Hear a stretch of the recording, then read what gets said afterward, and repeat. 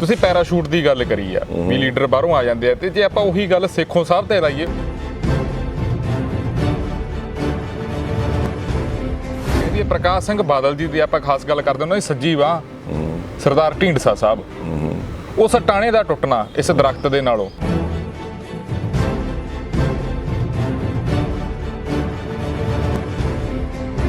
ਉਵੇਂ ਜੋਗੇ ਹਲਕੇ ਦੇ ਵਿੱਚ ਸ਼੍ਰੋਮਣੀ ਅਕਾਲੀ ਦਲ ਦਾ ਪੂਰਾ ਹੋਲਡ ਸੀ। ਫਿਰ ਕਿੱਥੇ ਘਾਟ ਰਹਿ ਗਈ, ਕਿਹੜਾ ਇਹੋ ਜਿਹਾ ਲੂਪ ਹੋਲ ਰਹਿ ਗਿਆ ਵੀ ਇੱਥੋਂ ਦੁਬਾਰਾ ਐਤਕੀ ਸੇਖੋਂ ਸਾਹਿਬ ਨਹੀਂ ਜਿੱਤ ਸਕੇ।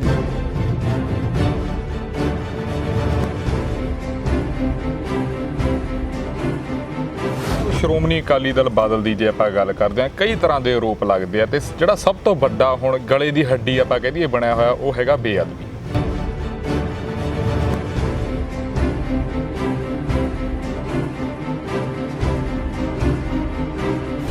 ਮਾਨਸਾ ਹਲਕੇ ਦੇ ਉੱਤੋਂ ਇੱਕ ਨਵਾਂ ਚਿਹਰਾ ਉੱਭਰ ਕੇ ਸਾਹਮਣੇ ਆ ਰਿਹਾ। ਆਮ ਆਦਮੀ ਪਾਰਟੀ ਦੇ ਇੱਕ ਸਿੰਗਰ ਨੇ ਅਨਮੋਲ ਗਗਨ ਮਾਨ, ਉਹਨਾਂ ਨੂੰ ਕਹਿ ਰਹੇ ਆ ਵੀ ਟਿਕਟ ਦਊਗੀ ਆ, ਪਿਛਲੇ ਦਿਨੀ ਉਹ ਸ਼ਾਮਲ ਹੁੰਦੇ ਆਮ ਆਦਮੀ ਪਾਰਟੀ ਦੇ ਵਿੱਚ।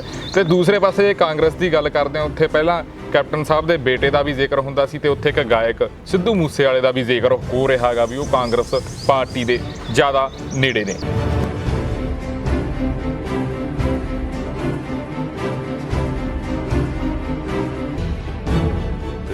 किंतु परंतु कई तरह के होए हैं जी, पर बंदे ते आप ते भी मनसर हुंदा है भी की गलबात है की नहीं। सेखों साहब दी नाराज़गियां भी रहियां,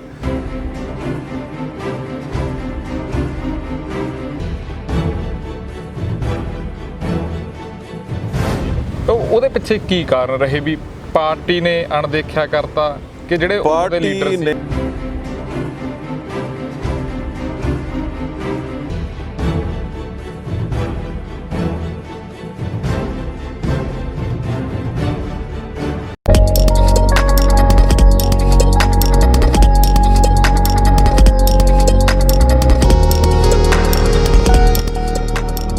ਸਤਿ ਸ਼੍ਰੀ ਅਕਾਲ ਜੀ, ਮੈਂ ਤੁਹਾਡਾ ਦੋਸਤ ਰਤਨਦੀਪ ਸਿੰਘ ਧਾਲੀਵਾਲ ਤੇ ਤੁਸੀਂ ਦੇਖ ਰਹੇ ਹੋ RMB ਟੈਲੀਵਿਜ਼ਨ। ਤੇ ਅੱਜ ਲੈ ਕੇ ਹਾਜ਼ਰ ਹਾਂ ਪ੍ਰੋਗਰਾਮ ਖਾਸ ਮੁਲਾਕਾਤ। ਅੱਜ ਪ੍ਰੋਗਰਾਮ ਖਾਸ ਮੁਲਾਕਾਤ ਦੇ ਵਿੱਚ ਜਿਹੜੀ ਸ਼ਖਸੀਅਤ ਸਾਡੇ ਨਾਲ ਮੌਜੂਦ ਆ ਉਹ ਪੋਲੀਟੀਕਲ ਵੀ ਨੇ, ਪਰ ਖਾਸ ਤੌਰ ਤੇ ਉਹਨਾਂ ਦੇ ਹਲਕੇ ਦੇ ਲੋਕ ਉਹਨਾਂ ਨੂੰ ਪੋਲੀਟੀਕਲ ਆਗੂ ਦੇ ਤੌਰ ਤੇ ਨਹੀਂ ਦੇਖਦੇ, ਇੱਕ ਫੈਮਿਲੀ ਮੈਂਬਰ ਦੇ ਤੌਰ ਤੇ ਦੇਖਦੇ ਨੇ। ਸਾਡੇ ਨਾਲ ਅੱਜ ਮੌਜੂਦ ਨੇ ਸ਼੍ਰੋਮਣੀ ਅਕਾਲੀ ਦਲ ਬਠਿੰਡਾ ਦਿਹਾਤੀ ਦੇ ਪ੍ਰਧਾਨ ਸਰਦਾਰ ਜਗਦੀਪ ਸਿੰਘ ਨਕਈ ਜੀ। ਨਕਈ ਸਾਹਿਬ, ਤੁਹਾਡਾ RMB ਟੈਲੀਵਿਜ਼ਨ ਤੇ ਸਵਾਗਤ ਹੈ। ਸਤਿ ਸ਼੍ਰੀ ਅਕਾਲ। ਸਤਿ ਸ਼੍ਰੀ ਅਕਾਲ ਜੀ। ਸਤਿ ਸ਼੍ਰੀ ਅਕਾਲ। ਨਕਈ ਸਾਹਿਬ, ਜੇ ਆਪਾਂ ਗੱਲ ਕਰਦੇ ਹਾਂ ਦੋਨੇ ਹਲਕਿਆਂ ਦੀ, ਮੌੜ ਤੇ ਮਾਨਸਾ ਦੀ, ਤੁਹਾਡਾ ਹਲਕਿਆਂ ਬਾਰੇ ਜੇ ਆਪਾਂ ਪੁਆਇੰਟ ਆਫ ਵਿਊ ਆ, ਕਿੱਦਾਂ ਦੇਖਦੇ ਹੋ ਦੋਨੇ ਹਲਕਿਆਂ ਨੂੰ? ਜਿੱਦਾਂ ਤੁਸੀਂ ਪਹਿਲਾਂ ਇੱਥੋਂ ਵੀ MLA ਰਹੇ ਹੋ, ਉਧਰ ਵੀ ਤੁਸੀਂ ਚੋਣ ਲੜੀ ਆ, ਤੁਸੀਂ ਕਿੱਦਾਂ ਦੇਖਦੇ ਹੋ? ਇਹ ਬੇਸਿਕਲੀ ਪਹਿਲਾਂ ਜੋਗਾ ਹਲਕਾ ਸੀ ਜਦ ਮੈਂ 2002 ਚ ਇਲੈਕਸ਼ਨ ਲੜੀ ਹੈ ਜੀ, ਤੇ ਜੋਗਾ ਹਲਕਾ ਇੱਥੋਂ ਸਟਾਰਟ ਹੋ ਕੇ ਤੇ ਮਾਨਸਾ ਕਚਹਿਰੀਆਂ ਤੱਕ ਪਹੁੰਚ ਜਾਂਦਾ ਸੀ ਜੀ, ਤੇ ਦੂਜੇ ਪਾਸੇ ਭੀਖੀ ਵੱਡੇ ਅਤਲੇ ਤੱਕ ਪਹੁੰਚ ਜਾਂਦਾ ਸੀ ਜੀ। ਫਿਰ ਉਸ ਤੋਂ ਬਾਅਦ ਡੀਲਿਮਿਟੇਸ਼ਨ ਹੋਈ। ਡੀਲਿਮਿਟੇਸ਼ਨ ਦੇ ਤਹਿਤ ਤਕਰੀਬਨ 60 ਪੈਸੇ ਹਲਕਾ ਇੱਧਰ ਆ ਗਿਆ ਜਿਹੜਾ ਕਿ ਮੌੜ 'ਚ ਚਲਾ ਗਿਆ ਜੀ, ਤੇ 40 ਪੈਸੇ ਹਲਕਾ ਉੱਧਰ ਚਲਾ ਗਿਆ ਜਿਹੜਾ ਕਿ ਜ਼ਿਲ੍ਹਾ ਮਾਨਸਾ ਚਲਾ ਗਿਆ ਜੀ। ਤੇ ਦੂਜੀ ਰਹੀ ਗੱਲ, ਜਿੱਥੇ ਕਿ ਇੰਨੀ ਦੇਰ ਵਰਤਵਾਰਾ ਰਿਹਾ ਹੋਵੇ ਜੀ, ਉੱਥੇ ਟੁੱਟਿਆ ਜਾਂਦਾ ਨਹੀਂ ਜੀ। ਤੇ ਚਾਹੇ ਸਰਕਾਰ ਹੋਵੇ ਚਾਹੇ ਨਾ ਹੋਵੇ, ਕਮ ਸੇ ਕਮ ਮੇਲ ਮਿਲਾਪ ਉੱਥੇ ਜ਼ਰੂਰ ਰੱਖਣਾ ਪੈਂਦਾ, ਰੱਖਿਆ ਜਾਂਦਾ। ਤੇ ਜਿੱਥੇ ਕਿ ਮੈਂ ਜਾਂਦਾ ਹੋਣਾ ਤੇ ਮਿਲਦਾ ਵਰਤਦਾ ਜੀ। ਆਮ ਤੌਰ ਦੇ ਉੱਤੇ ਅਸੀਂ ਇਸ ਇਲਾਕੇ ਦੇ ਵਿੱਚ ਵਿਚਰਦੇ ਰਹਿੰਦੇ ਹਾਂ, ਖਾਸ ਕਰਕੇ ਜੇ ਆਪਾਂ ਤੁਹਾਡੇ ਗ੍ਰਾਂ ਦੀ ਗੱਲ ਕਰੀਏ, ਰਾਮਪੁਰਾ ਪਿੰਡ ਹੋ ਗਿਆ, ਨਾਲ ਦੇ ਪਿੰਡ ਹੋ ਗਏ, ਭੂੰਦੜ ਹੋ ਗਿਆ, ਬੱਲੋ ਹੋ ਗਿਆ, ਚੌਕੇ ਹੋ ਗਿਆ, ਪੋਲੀਟੀਕਲ ਪਿੰਡ ਨੇ ਇਹ। ਇੱਥੋਂ ਦੇ ਲੋਕ ਕਹਿੰਦੇ ਨੇ ਵੀ ਨਕਈ ਸਾਹਿਬ ਪੋਲੀਟੀਕਲ ਨਹੀਂ, ਦੋਸਤ ਮਿੱਤਰ ਸਾਡੇ ਜ਼ਿਆਦਾ ਹੈਗੇ ਨੇ, ਉਹਨਾਂ ਨੂੰ ਪੋਲੀਟਿਕਸ ਨਹੀਂ ਆਉਂਦੀ। ਲੋਕਾਂ ਦੀ ਇਹ ਸੋਚ ਕਿੱਦਾਂ ਗਈ? ਇਸ ਸੋਚ ਦੇ ਨਾਲ ਤੁਸੀਂ ਐਗਰੀ ਕਰਦੇ ਹੋ ਕਿ ਵੈਰੀ ਕਰਦੇ ਹੋ? ਇਹ ਤਾਂ ਆਪਦਾ ਨਜ਼ਰੀਆ ਜੀ, ਜਿਵੇਂ ਕਿ ਲੋਕਾਂ ਦਾ ਕਹਿਣ ਦਾ ਜੀ, ਪਰ ਮੈਂ ਇਹ ਵੇਖਿਆ ਕਿ ਜਿਹੜੀ ਸ਼੍ਰੋਮਣੀ ਅਕਾਲੀ ਦਲ ਹੈ ਜੀ, ਸ਼੍ਰੋਮਣੀ ਅਕਾਲੀ ਦਲ ਇੱਕ ਵੱਡਾ ਪਰਿਵਾਰ ਵਾਂਗੂ ਪਾਰਟੀ ਹੈ ਜੀ। ਤੇ ਇੱਥੇ ਕੋਈ ਵੱਡਾ ਛੋਟੇ ਵਾਲੀ ਗੱਲ ਨਹੀਂ ਹੁੰਦੀ ਜੀ। ਮਾਤੜ ਤੋਂ ਮਾਤੜ, ਤਕੜੇ ਤੋਂ ਤਕੜਾ ਇੱਥੇ ਹੈ ਸਾਰਾ। ਤੇ ਇੱਕ ਆਪਦੇ ਆਪ ਨੂੰ ਇਹ ਮਾਣ ਮਹਿਸੂਸ ਕਰਦੇ ਕਿ ਵੀ ਅਸੀਂ ਸ਼੍ਰੋਮਣੀ ਅਕਾਲੀ ਦਲ ਦੇ ਵਰਕਰ ਹਾਂ। ਤੇ ਅੱਜ ਵੀ ਅਸੀਂ ਕਹਿੰਦੇ ਹਾਂ ਜੀ ਕਿ ਜਿੱਥੇ ਕਿ ਕੈਪਟਨ ਸਾਹਿਬ ਨੂੰ ਮਿਲਣਾ ਬਹੁਤ ਔਖਾ ਹੈ, ਉੱਥੇ ਬਾਲ ਸਾਹਿਬ ਦੇ ਦਰਵਾਜ਼ੇ ਹਮੇਸ਼ਾ ਹੀ ਖੁੱਲ੍ਹੇ ਰਹਿੰਦੇ ਨੇ, ਚਾਹੇ ਵੱਡੇ ਬਾਲ ਸਾਹਿਬ ਦੀ ਗੱਲ ਕਰ ਲਓ, ਚਾਹੇ ਬੀਬਾ ਦੀ ਕਰ ਲਓ, ਚਾਹੇ ਸਾਸਵੀਰ ਸਿੰਘ ਦੀ ਬਾਲ ਦੀ ਗੱਲ ਕਰ ਲਓ, ਵੀ ਨਾਲ ਦੀ ਨਾਲ ਹੀ ਉੱਥੇ ਲੋਕਾਂ ਨੂੰ ਮਿਲਿਆ ਜਾ ਸਕਦਾ ਹੈ। ਹੁਣ ਕੱਲ੍ਹ ਵੀ ਮੇਰੇ ਕੋਲ ਕੁਝ ਬੰਦੇ ਆਏ, ਉਹ ਕਹਿੰਦੇ 3-3 ਮਹੀਨੇ ਲੱਗ ਜਾਂਦੇ ਨੇ ਕੈਪਟਨ ਸਾਹਿਬ ਨੂੰ ਮਿਲਣ ਦਾ ਫਰਕ ਹੈ ਜੀ। ਤੇ ਜਿਹੜਾ ਨਜ਼ਰੀਆ ਤੁਸੀਂ ਕਹਿੰਦੇ ਵੀ ਇੱਥੇ ਫੈਮਿਲੀ ਟਾਈਪ ਜੀ, ਜੰਮੇ ਪਲੇ ਇੱਥੇ ਆ, ਜੰਮੇ ਪਲੇ ਇੱਥੇ ਆ, ਐਗਰੀਕਲਚਰ ਬੈਕਗਰਾਊਂਡ ਹੈ, ਖਾਸ ਕਰਕੇ ਕਿੱਤਾ ਇੱਥੇ ਸ਼ੁਰੂ ਤੋਂ ਪਹਿਲਾਂ ਆਲੂ ਹੁੰਦਾ ਰਿਹਾ ਜੀ, ਹੁਣ ਵੀ ਹੁੰਦਾ ਤੇ ਇਹ ਪਿੰਡਾਂ ਦੀ ਜਿਹੜਿਆਂ ਦੀ ਤੁਸੀਂ ਗੱਲ ਕੀਤੀ ਹੈ ਇੱਥੇ ਵੀ ਆਲੂ ਹੁੰਦਾ ਰਿਹਾ ਤੇ ਉਹ ਆਲੂਆਂ ਵਾਲੇ ਵੀ ਇੱਕ ਸੰਬੰਧ ਬਣ ਜਾਂਦਾ ਹੈ, ਆਲੂਆਂ ਦੀ ਲੇਬਰ, ਆਲੂਆਂ ਦਾ ਰੇਟ, ਆਲੂਆਂ ਦੀ ਧਰਤਰਾਈ, ਆਲੂਆਂ ਦੀ ਵੇਚ ਵਿਚਾਰਾ, ਤੇ ਉਹ ਸਾਰਾ ਇੱਕ ਪਰਿਵਾਰ ਜਿਹਾ ਬਣ ਜਾਂਦਾ ਤੇ ਉਸੇ ਤਰ੍ਹਾਂ ਫਿਰ ਵਰਤੀ ਜਾਂਦੇ। ਨਕਈ ਸਾਹਿਬ, ਹੁਣ ਜਿਹੜਾ ਮੈਂ ਪ੍ਰਸ਼ਨ ਪੁੱਛਣ ਲੱਗਿਆਗਾ ਹੋ ਸਕਦਾ ਥੋੜਾ ਜਿਹਾ ਹਟ ਕੇ ਹੋਵੇ। ਇੱਕ ਪੋਲੀਟੀਕਲ ਆਦਮੀ ਨੂੰ ਜਾਂ ਪੋਲੀਟੀਕਲ ਲੀਡਰ ਨੂੰ ਥੋੜਾ ਜਿਹਾ ਠਰਮੇ ਵਾਲਾ ਜਾਂ ਆਪਾਂ ਕਹਿ ਦਈਏ ਥੋੜਾ ਜਿਹਾ ਨਰਮ ਦਿਲ ਹੋਣਾ ਚਾਹੀਦਾ ਕਿ ਅਗਰੈਸਿਵ ਰੁੱਖ ਆਪਾਂ ਕਹਿ ਦਿੰਦੇ ਆ ਵੀ ਮੂੰਹ ਫੱਟ ਜਾ ਜਾਂ ਕਹਿ ਦਿੰਦੇ ਆ ਵੀ ਜਵਾਬ ਦੇ ਮੌਕੇ ਤੇ ਹੀ, ਜਾਂ ਰੋਬ ਵਾਲਾ ਰੋਬ ਸ਼ਬਦ ਜ਼ਿਆਦਾ ਆਉਂਦਾ ਗਾ ਇਹ ਲਾਈਨ ਦੇ ਵਿੱਚ। ਤੁਸੀਂ ਕਿਵੇਂ ਮੰਨਦੇ ਹੋ ਵੀ ਪੋਲੀਟੀਕਲ ਲੀਡਰ ਕਿੱਦਾਂ ਦਾ ਹੋਣਾ ਚਾਹੀਦਾ ਗਾ? ਮੈਂ ਤਾਂ ਸਮਝਦਾ ਪੋਲੀਟੀਕਲ ਲੀਡਰ ਠਰਮੇ ਵਾਲਾ ਹੋਣਾ ਚਾਹੀਦਾ ਜੀ, ਠਰਮੇ ਵਾਲਾ ਹੋਣਾ ਚਾਹੀਦਾ, ਪਰ ਨਾਲ ਦੀ ਨਾਲ ਵੀ ਦੇਖੋ ਜਿਹੜੇ ਲੋਕ ਕੰਮ ਧੰਦੇ ਆਉਂਦੇ ਆ ਜੀ, ਜੇ ਸਾਨੂੰ ਪਤਾ ਲੱਗਦਾ ਵੀ ਬੰਦਾ ਗਲਤ ਕੰਮ ਆਉਂਦਾ ਤਾਂ ਸਾਨੂੰ ਕਹਿਣਾ ਚਾਹੀਦਾ ਵੀ ਉਹ ਗਲਤ ਆ, ਵੀ ਭਾਈ ਤੂੰ ਵੀ ਗਲਤ ਹੈ ਜੀ। ਤੇ ਬਾਕੀ ਰਹੀ ਗੱਲ ਲਾਰਾ ਲਾ ਕੇ ਗੱਡੀ ਚੱਲਦੀ ਨਹੀਂ ਜੀ, ਹਾਂ ਵੀ ਠੀਕ ਹੈ, ਕਿਸੇ ਨੂੰ ਕਿਤੇ ਕੋਈ ਜ਼ਰੂਰੀ ਕੰਮ ਹੈ ਜਾਂ ਕੋਈ ਹੋਰ ਹੈ, ਕਹਿ ਸਕਦੇ ਵੀ ਮਜਬੂਰੀ ਹੈ, ਪਰ ਅੱਜ ਕੱਲ੍ਹ ਲੋਕ ਸਾਰੇ ਸਿਆਣੇ ਨੇ, ਜੇ ਅਸੀਂ ਗੱਪ ਮਾਰਾਂਗੇ ਅਗਲੇ ਸਮਝ ਜਾਂਦੇ ਨੇ ਵੀ ਇਹਦਾ ਕੀ ਹੈ ਕੀ ਨਹੀਂ। ਜੀ, ਹਾਂ, ਸੋ ਗੱਲ ਤਾਂ ਸਾਫ਼ ਸਪਸ਼ਟ ਹੀ ਗੱਲ ਚੱਲਦੀ ਹੈ, ਉਹੀ ਤੁਹਾਡੀ ਰੈਪੂਟੇਸ਼ਨ ਬਣ ਜਾਂਦੀ ਹੈ। ਜੀ, ਜੇ ਆਪਾਂ ਗੱਲ ਕਰਦੇ ਹਾਂ ਮੌਜੂਦਾ ਪੰਜਾਬ ਸਰਕਾਰ ਦੀ, ਕਾਂਗਰਸ ਪਾਰਟੀ ਪਾਵਰ ਦੇ ਵਿੱਚ ਹੈ ਪਿਛਲੇ 3 ਸਾਲਾਂ ਤੋਂ। ਹੁਣ ਨਵੀਆਂ ਅਪਾਇੰਟਮੈਂਟਸ ਵੀ ਹੋਈਆਂ ਗਈਆਂ, ਜੇ ਆਪਾਂ ਕਹਿ ਦਈਏ ਵੀ ਮੰਡੀ ਬੋਰਡ ਦੇ ਚੇਅਰਮੈਨ ਵੀ ਲਾਏ ਗਏ, ਹੋਰ ਵੀ ਬੜੇ ਸਾਰੇ ਹੁਣ ਪ੍ਰੋਸੈਸ ਚੱਲ ਰਿਹਾ। ਇੱਕ ਪਾਸੇ ਕਰੋਨਾ ਮਹਾਮਾਰੀ ਵੀ ਆ। ਤੁਸੀਂ ਸਰਕਾਰ ਦੀ ਕਾਰਜਕਾਰੀ ਕਿਵੇਂ ਦੀ ਦੇਖਦੇ ਹੋ ਕਰੋਨਾ ਤੋਂ ਪਹਿਲਾਂ ਤੇ ਹੁਣ ਕਰੋਨਾ ਵਾਲੇ ਪੀਰੀਅਡ ਦੇ ਵਿੱਚ? ਹੁਣ ਇੱਥੇ ਗੱਲ ਉਹੀ ਆ ਜਾਂਦੀ ਹੈ ਜਿਹੜੀ ਗੱਲ ਤੁਸੀਂ ਕਹੀ ਹੈ ਵੀ ਮੈਂ ਥੋੜ੍ਹਾ ਜਿਹਾ ਸਪਸ਼ਟ ਰੂਪੀ ਹਾਂ ਜੀ, ਤੇ ਕੋਈ ਮੈਂ ਪੋਲੀਟੀਕਲੀ ਗੱਲ ਨਹੀਂ ਕਰਦਾ ਜੀ, ਨਾ ਪੋਲੀਟਿਕਸ ਵਾਲੀ ਗੱਲ ਕਰਾਂ। ਜੇ ਹੁਣ ਇਹ ਗੱਲ ਕਰ ਲਈਏ ਕਾਰਗੁਜ਼ਾਰੀ ਦੀ, ਜੀ, ਅੱਜ ਦੀ ਘੜੀ ਜਿਹੜੇ ਕਾਂਗਰਸ ਦੇ ਵਰਕਰ ਨੇ ਜੀ, ਉਹ ਆਪਦੇ ਆਪ ਨੂੰ ਉਖੜਿਆ ਵਾ ਮਹਿਸੂਸ ਕਰ ਰਹੇ ਆ। ਜਿਹੜੇ ਕਿ ਕਹਿੰਦੇ ਅਸੀਂ 10 ਸਾਲ ਬੜੇ ਔਖੇ ਤਰ੍ਹਾਂ ਕੱਟੇ ਤੇ ਉਡੀਕ ਰਹੇ ਸੀ ਕਾਂਗਰਸ ਸਰਕਾਰ ਨੂੰ, ਵੀ ਸਾਨੂੰ ਤਾਂ ਕੋਈ ਪੁੱਛ ਗਿੱਛ ਹੀ ਨਹੀਂ ਰਿਹਾ, ਨਾ ਸਾਡੀ ਕੋਈ ਪੁੱਛ ਹੈ ਨਾ ਪ੍ਰਤੀਤ ਹੈ। ਅਫਸਰਸ਼ਾਹੀ ਹਾਵੀ ਹੋਈ ਵੀ ਹੈ, ਭਾਰੂ ਹੋਈ ਵੀ ਹੈ, ਤੇ ਉਸ ਤਰ੍ਹਾਂ ਦੀ ਗੱਡੀ ਚੱਲ ਰਹੀ ਹੈ। ਤੇ ਬਾਕੀ ਰਹੀ ਗੱਲ, ਕੈਪਟਨ ਸਾਹਿਬ ਨੇ ਬੜੇ ਵੱਡੇ ਵੱਡੇ ਵਾਅਦੇ ਕੀਤੇ ਸੀ, ਉਹ ਤਾਂ ਹਰੇਕ ਲੀਡਰ ਹੀ ਕਹਿੰਦਾ। ਦੇਖੋ ਗੁਟਕਾ ਸਾਹਿਬ ਚੱਕ ਕੇ ਕਿਹਾ ਸੀ, ਤੇ ਉਹ ਤੁਸੀਂ ਵੇਖ ਲਓ ਵਾਅਦੇ ਤਾਂ ਕੋਈ ਪੂਰੇ ਹੋਏ ਹੀ ਨਹੀਂ ਜੀ, ਉਹ ਕੋਈ ਗੱਲਬਾਤ ਸਿਰੇ ਚੜ੍ਹੀ ਨਹੀਂ ਹੈ। ਤੇ ਮੈਂ ਤਾਂ ਸਮਝਦਾ ਕੋਈ ਸਰਕਾਰ ਨਾਂ ਦੀ ਕੋਈ ਚੀਜ਼ ਵੀ ਹੈ ਨਹੀਂ ਜੀ। ਜਿਹੜੀ ਆਪਾਂ ਜੇ ਹੁਣ ਕਰੋਨਾ ਮਹਾਮਾਰੀ ਦੀ ਗੱਲ ਕਰਦੇ ਹਾਂ, ਇਹਦੇ ਵਿੱਚ ਸਰਕਾਰ ਨੂੰ ਤੁਸੀਂ ਕਿੱਦਾਂ ਦੇਖ ਰਹੇ ਹੋ?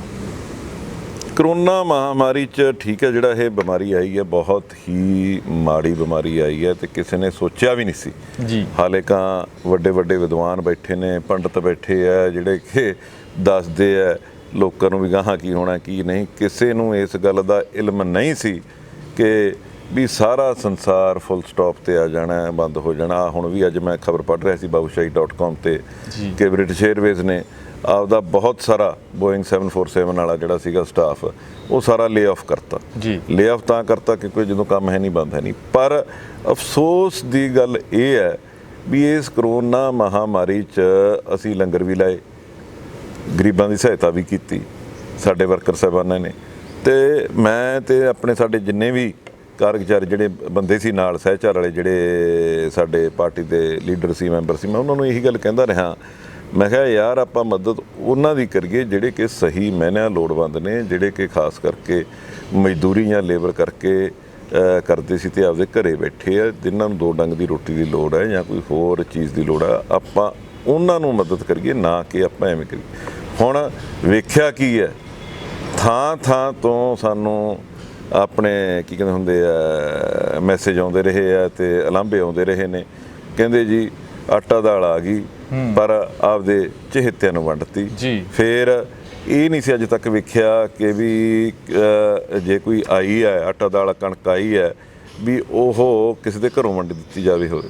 ਹਮੇਸ਼ਾ ਇਹ ਹੁੰਦਾ ਸੀ ਕਿ ਸਾਂਝੇ ਥਾਂ ਤੋਂ ਉਹ ਵੰਡਦੇ ਸੀ, ਚਾਹੇ ਧਰਮਸ਼ਾਲਾ 'ਚੋਂ ਚਾਹੇ ਕਿਸੇ ਹੋਰ ਥਾਂ ਤੋਂ ਵੰਡਦੇ ਹੁੰਦੇ ਸੀ। ਇਹਨਾਂ ਨੇ ਕੀ ਕੀਤਾ, ਉਹਦੇ ਚਹੇਤਿਆਂ ਦੇ ਘਰੋਂ ਵੰਡੀ। ਫਿਰ ਤੁਸੀਂ ਇਹ ਦੇਖੋ ਇਹੀ ਜੀ ਮਹਾਮਾਰੀ 'ਚ ਚੱਲਦੇ ਜਿਹੜੇ ਰਾਸ਼ਨ ਕਾਰਡ ਸੀ ਉਹ ਬਹੁਤ ਕੱਟੇ ਗਏ, ਨੀਲੇ ਕਾਰਡ ਕੱਟੇ ਗਏ। ਮੈਂ ਤੇ ਜਿਵੇਂ ਜ਼ਿਆਦਾਤਰ ਮਾਨਸਾ ਹੀ ਹਲਕਾ ਦੇਖਦਾ ਤੇ ਮੈਂ ਭੁੰਦੜ ਸਾਹਿਬ ਅਸੀਂ ਬਾਰ-ਬਾਰ ਡੀਸੀ ਸਾਹਿਬ ਕੋਲੇ ਜਾਂਦੇ ਵੀ ਰਹੇ ਹਾਂ ਵੀ ਕਮ ਸੇ ਕਮ ਜੀ ਜਿਹੜੇ ਕਿ ਆਹ ਨੀਲੇ ਕਾਰਡ ਕੱਟੇ ਗਏ ਆ, ਰਾਸ਼ਨ ਕਾਰਡ ਕੱਟੇ ਗਏ ਆ, ਜਿਹੜੇ ਲੋੜਵੰਦ ਚੀਕਾਂ ਮਾਰਦੇ ਆ ਉਹਨਾਂ ਕੰਨੀ ਗੌਰ ਫਰਮਾਇਆ ਜਾਵੇ ਜੀ। ਤੇ ਹੁਣ ਜੇ ਕਾਂਗਰਸ ਵਾਲਿਆਂ ਨੇ ਆਪਦੇ ਘਰੇ ਬੈਠ ਕੇ ਹੀ ਰਾਸ਼ਨ ਪਾਣੀ ਦੇਣਾ ਤੇ ਫਿਰ ਤੁਸੀਂ ਆਪ ਹੀ ਸਮਝ ਲਓ ਕੀ ਗੱਲਬਾਤ ਹੈ। ਇੱਧਰ ਮਲੂਕਾ ਸਾਹਿਬ ਨਾਲ ਬਠਿੰਡੇ ਮੀਟਿੰਗ ਹੋਈ ਸੀ, ਉਹ ਵੀ ਇਹ ਕਹਿੰਦੇ ਸਾਡੇ ਏਰੀਏ 'ਚ ਵੀ ਕਹਿੰਦੇ ਘਰੋਂ ਘਰੀ ਬੈਠ ਕੇ ਰਾਸ਼ਨ ਵੰਡਤਾ, ਕਹਿੰਦੇ ਯਾਰ ਲੋੜਾ ਆਇਆ ਪਿਆ। ਸੋ ਇਸ ਗੱਲ ਦਾ ਤੁਹਾਡੇ ਕੋਲ ਆਪਦੇ ਕੋਲ ਹੀ ਆਨਸਰ ਆ ਵੀ ਇਹ ਕੀ ਕਈਆਂ ਜਿਹੀਆਂ ਹਰਕਤਾਂ ਕੀ ਮੈਂ ਤਾਂ ਸਮਝ ਨਹੀਂ ਆਉਂਦੀ ਜੀ। ਨਕਈ ਸਾਹਿਬ, ਜੇ ਆਪਾਂ ਹੁਣ ਗੱਲ ਕਰੀਏ ਪੋਲੀਟੀਕਲ ਹਲਚਲ ਦੀ, ਤੁਹਾਡੇ ਹਲਕੇ ਦੇ ਵਿੱਚ ਪੋਲੀਟੀਕਲ ਇੱਕ ਹਲਚਲ ਹੋ ਚੁੱਕੀ ਆ। ਮੰਗਤ ਰਾਏ ਬਾਂਸਲ ਜੋ ਕਿ ਪਹਿਲਾਂ ਉਧਰ ਹਲਕਾ ਇੰਚਾਰਜ ਸੀ, ਹੁਣ ਉਹਨਾਂ ਨੂੰ ਇੱਧਰ ਮੌੜ ਸ਼ਿਫਟ ਕਰ ਦਿੱਤਾ। ਚਾਹੇ ਉਹ ਵਿਰੋਧੀ ਪਾਰਟੀ ਦੇ ਨੇ, ਉਹਨਾਂ ਦੇ ਪਾਰਟੀ ਦਾ ਅੰਦਰੂਨੀ ਮਾਮਲਾ ਹੋ ਸਕਦਾ ਗਾ, ਤੁਹਾਡਾ ਨਜ਼ਰੀਆ ਕੀ ਕਹਿੰਦਾ ਹੈਗਾ?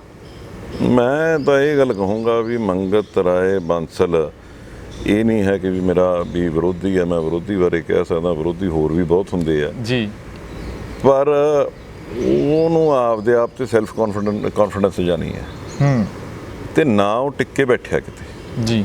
ਜੇ ਤੁਸੀਂ ਉਹਦੀ ਹਿਸਟਰੀ ਫਰੋਲ ਕੇ ਦੇਖ ਲਓ ਜੀ ਤਾਂ ਤਰ੍ਹਾਂ ਦੀਆਂ ਲੋਕ ਗੱਲਾਂ ਕਰਦੇ ਨੇ ਕਿ ਪਹਿਲਾਂ ਉਹਨੇ ਬੀਐਸਪੀ 'ਚ ਵੀ ਉਹ ਰਿਹਾ, ਫਿਰ ਉਹ ਕਾਂਗਰਸ 'ਚ ਆਇਆ ਜੀ। ਕਾਂਗਰਸ 'ਚ ਆ ਕੇ ਫਿਰ ਉਹਨੇ ਕੈਪਟਨ ਸਾਹਿਬ ਤੇ ਬਹੁਤ ਭੱਦੇ ਤੇ ਭੈੜੇ ਸ਼ਬਦ ਵਰਤੇ ਜਿਹੜੀਆਂ ਕਿ ਵੀਡੀਓਜ਼ ਵਾਇਰਲ ਹੋਈਆਂ ਜੀ, ਠੀਕ ਹੈ ਜੀ। ਉਦੋਂ ਬਾਅਦ ਅਕਾਲੀ ਦਲ 'ਚ ਚਲਾ ਗਿਆ। ਅਕਾਲੀ ਦਲ 'ਚ ਉਹ ਮੈਂ ਕਹਿੰਦਾ ਅਸੀਂ ਵੀ ਇਸ ਗੱਲ ਦਾ ਗਰੇਜ ਕੀਤਾ ਸੀ, ਸੁਖਬੀਰ ਸਿੰਘ ਬਾਦਲ ਕੋਲੇ ਅਸੀਂ ਇਸ ਗੱਲ ਦਾ ਪੁਆਇੰਟ ਵੀ ਪੁੱਟ ਅਪ ਕੀਤਾ ਸੀ ਵੀ ਕਾਹਦੇ ਵਾਸਤੇ ਉਹਨੂੰ ਪਲੈਨਿੰਗ ਬੋਰਡ ਦਾ ਚੇਅਰਮੈਨ ਬਣਾਇਆ ਜੀ। ਫਿਰ ਨਾ ਉੱਥੇ ਟਿਕਿਆ, ਫਿਰ ਕਾਂਗਰਸ 'ਚ ਆ ਗਿਆ ਜੀ। ਕਾਂਗਰਸ 'ਚੋਂ ਆ ਕੇ ਮਾਨਸਾ ਤੋਂ ਇਲੈਕਸ਼ਨ ਲੜੀ, ਉਹਨੇ ਹਾਰ ਗਿਆ, ਠੀਕ ਹੈ ਜੀ।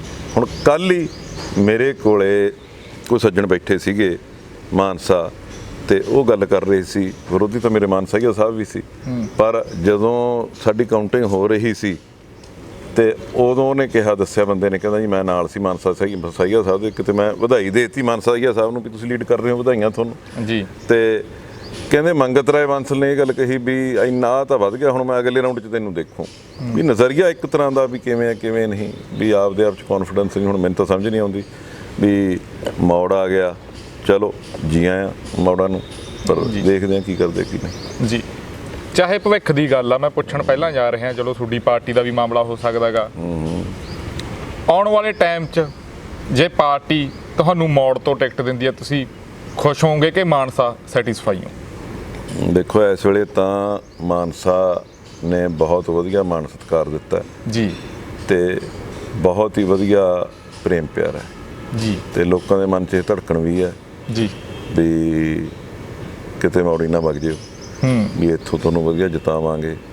ਤੇ ਮੈਂ ਵੀ ਤਕਰੀਬਨ 23-24 ਹਜ਼ਾਰ ਵੋਟ ਤੇ ਮੈਂ ਤੁਰਤ ਪੈਰੀ ਮੈਨੂੰ ਟਿਕਟ ਮਿਲੀ ਸੀ ਤੇ ਹਰਿਆ ਸੀ ਕਾਫੀ ਜ਼ਿਆਦਾ ਵੋਟ ਤੇ, ਕਿਉਂਕਿ ਮਾਨਸਾ ਸ਼ਹਿਰ 'ਚ ਜਿਹੜੇ ਪਰਲੇ ਪਿੰਡਾਂ 'ਚ ਮੇਰੇ ਵਾਕਫ ਨਹੀਂ ਸੀ, ਮੈਂ ਤਾਂ ਸਿਰਫ ਜਿਹੜੇ ਜੋਗੇ ਹਲਕੇ ਵਾਲੇ ਪਿੰਡ ਸੀ। ਪਰ ਜੇ ਤੁਸੀਂ ਇਹ ਵੇਖੋ ਕਿ ਬੀਬਾ ਜੀ ਦੀ ਚੋਣ ਵੇਲੇ ਬੀਬਾ ਹਰਸਿਮਰਤ ਅਸੀਂ ਉਹ ਲੀਡ ਖਿੱਚ ਕੇ ਸਾਡੀ 2780 ਵੋਟਾਂ ਘਟੀਆਂ ਟੋਟਲ। ਹਾਂ, ਤੇ ਜਿਹੜਾ ਕਿ ਉਦੋਂ ਬਾਅਦ ਵੀ ਚਿੰਤਨ ਕਰਕੇ ਵੀ ਅਸੀਂ ਕਿਵੇਂ ਇੰਪਰੂਵ ਕਰ ਸਕਦੇ, ਜੇ ਅਸੀਂ ਸੋਚਾਂਗੇ ਵੀ ਮੇਰੀ ਗਲਤੀ ਕਿੱਥੇ ਤੇ ਕਿਵੇਂ ਅਸੀਂ ਇੰਪਰੂਵ ਕਰੀਏ, ਜਿਹੜੀ ਕਿ ਸਾਡੀ ਟੀਮ ਵਰਕ ਹੈ, ਚਾਹੇ ਟੀਮ 'ਚ ਵੀ ਚੰਗੇ ਮਾੜੇ ਬੰਦੇ ਹੁੰਦੇ ਆ, ਵੀ ਕਿਵੇਂ ਇੰਪਰੂਵ ਕਰਾਂਗੇ ਤਾਂ ਇੰਪਰੂਵ ਵੀ ਕਰ ਸਕਦੇ, ਉਹ ਗੱਲਾਂ ਨੂੰ ਲੈ ਕੇ ਅਸੀਂ ਇੰਪਰੂਵ ਕਰ ਰਹੇ ਜੀ। ਇੱਕ ਨਕਈ ਸਾਹਿਬ, ਆਮ ਲੀਡਰਾਂ ਦੇ ਉੱਤੇ ਜਾਂ ਪਾਰਟੀਆਂ ਦੇ ਉੱਤੇ ਇਹ ਆਰੋਪ ਲੱਗ ਜਾਂਦੇ ਆ ਵੀ ਇਹ ਬੰਦਾ ਬਾਹਰ ਲਾਗਾ, ਇਹਦਾ ਹਲਕਾ ਹੋਰ ਆ।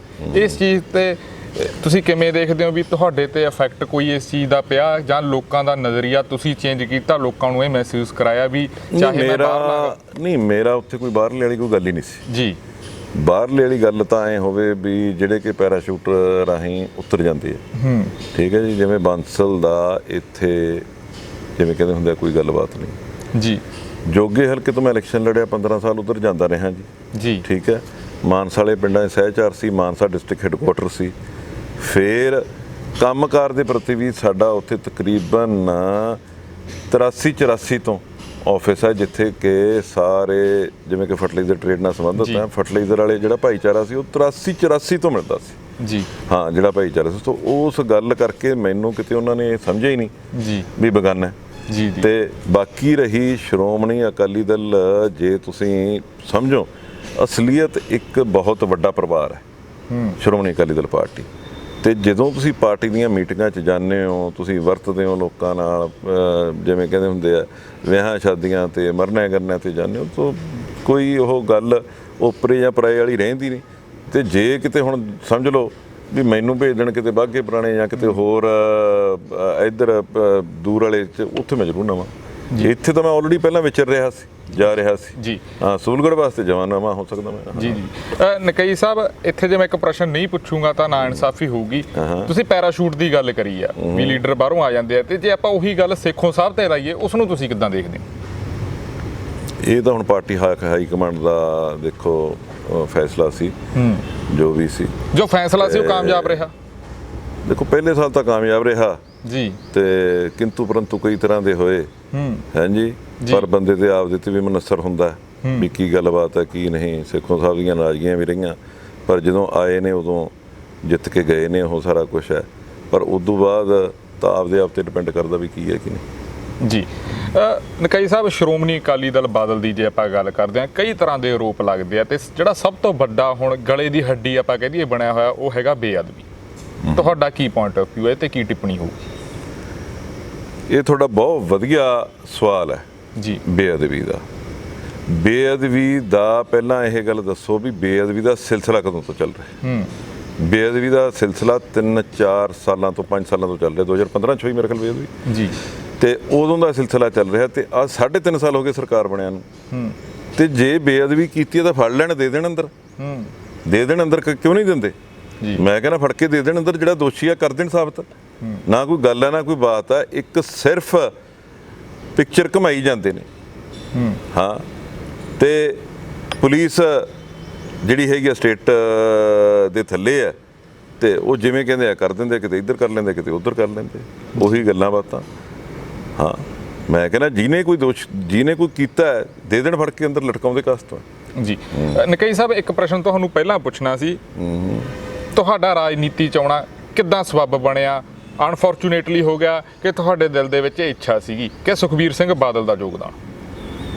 ਨਹੀਂ, ਮੇਰੇ ਕੋਈ ਜ਼ਿਆਦਾ ਇੱਛਾ ਹੈ ਨਹੀਂ ਸੀ ਜੀ ਰਾਜਨੀਤੀ ਚ ਆਉਣ ਦੀ। ਜੀ, ਕਿਉਂਕਿ ਸੁਖਬੀਰ ਸਿੰਘ ਬਾਦਲ ਨਾਲ ਪ੍ਰੇਮ ਹੈ, ਉਹਨਾਂ ਨਾਲ ਯਾਰੀ ਦੋਸਤੀ ਹੈ, ਸਕੂਲ 'ਚ ਪੜ੍ਹੇ ਆ, ਸਾਰਾ ਕੁਛ ਹੈ। ਉਹਨਾਂ ਦੀਆਂ ਇਲੈਕਸ਼ਨਾਂ 'ਚ ਮੈਂ ਜੈਤੋ ਕੰਮ ਕਰਦਾ ਰਿਹਾ ਜੀ, ਜੈਤੋ ਦੇ ਨਾਲ ਪਿੰਡ ਵੀ ਹੁੰਦੇ ਜੀ, ਤੇ ਉੱਥੇ SGPC ਮੈਂਬਰ ਬਣਾਉਣ ਦਾ ਵੀ ਮਾਣ ਮਿਲਿਆ ਜੀ। ਤੇ ਨਾਲ ਇਹ ਵੀ ਤੁਹਾਨੂੰ ਦਿਲਚਸਪ ਗੱਲ ਦੱਸਣੀ ਚਾਹੁੰਦਾ ਕਿ ਉੱਥੇ ਹਲਕਾ ਕੋਟਕਪੂਰੇ ਦੇ 2 ਆਗੂ ਹੁੰਦੇ ਸੀ, ਸਾਹਿਬ ਮਹਿੰਦਰ ਸਿੰਘ ਬਰਾੜ ਤੇ ਸਾਹਿਬ ਮਨਤਾਰ ਸਿੰਘ ਬਰਾੜ ਜੀ। ਤੇ ਮਹਿੰਦਰ ਸਿੰਘ ਬਰਾੜ ਸਾਡੇ ਅਕਾਲੀ ਦਲ ਨਾਲ ਸੰਬੰਧ ਸੀ, ਮਨਤਾਰ ਸਿੰਘ ਬਰਾੜ ਉਦੋਂ ਇੰਡੀਪੈਂਡੈਂਟ ਸੀ ਜੀ।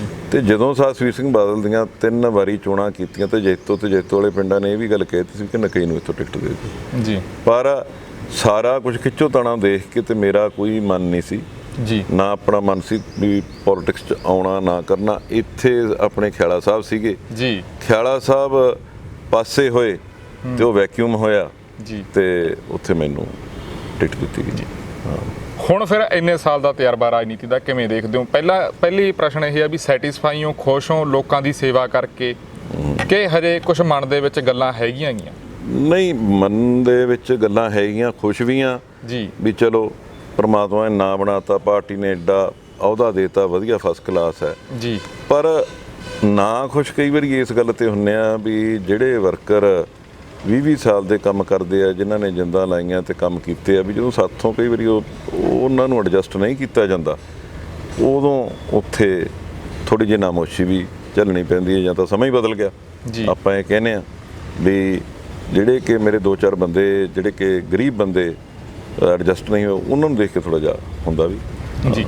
ਉਹਦੇ ਪਿੱਛੇ ਕੀ ਕਾਰਨ ਰਹੇ ਵੀ ਪਾਰਟੀ ਨੇ ਅਣਦੇਖਿਆ ਕਰਤਾ ਕਿ ਜਿਹੜੇ ਉਹਦੇ ਲੀਡਰ ਸੀ? ਨੇ ਨਹੀਂ ਅਣਦੇਖਿਆ ਕੀਤਾ, ਪਾਰਟੀ ਨੇ ਨਹੀਂ ਅਣਦੇਖਿਆ ਕੀਤਾ। ਦੇਖੋ ਇਸ ਵੇਲੇ ਪਿੱਛੇ ਜੇ ਸੁਖਬੀਰ ਸਿੰਘ ਬਾਦਲ ਨੇ ਜਿੰਨੀਆਂ ਆਪਣੀਆਂ ਰਿਕਰੂਟਮੈਂਟਸ ਕੀਤੀਆਂ, ਸਾਰੀਆਂ ਮੈਰਿਟ ਤੇ ਕੀਤੀਆਂ ਜੀ, ਸਾਰੀਆਂ ਮੈਰਿਟ ਤੇ ਕੀਤੀਆਂ। ਤੇ ਮੈਂ ਮਾਨਸਾ ਸ਼ਹਿਰ 'ਚ ਗੇੜਾ ਲਾ ਰਿਹਾ ਸੀ ਜੀ, ਤੇ ਮੈਨੂੰ ਵਧਾਈ ਵੀ ਦਿੱਤੀ ਤੇ ਮੇਰੇ ਗਲ 'ਚ ਹਾਰ ਵੀ ਪਾਏ ਗਏ, ਬਰਫੀਆਂ ਦੇ ਵੀ ਖਵਾਈਆਂ ਗਈਆਂ, ਮੂੰਹ ਮਿੱਠਾ ਕਰਾਇਆ ਗਿਆ ਜੀ।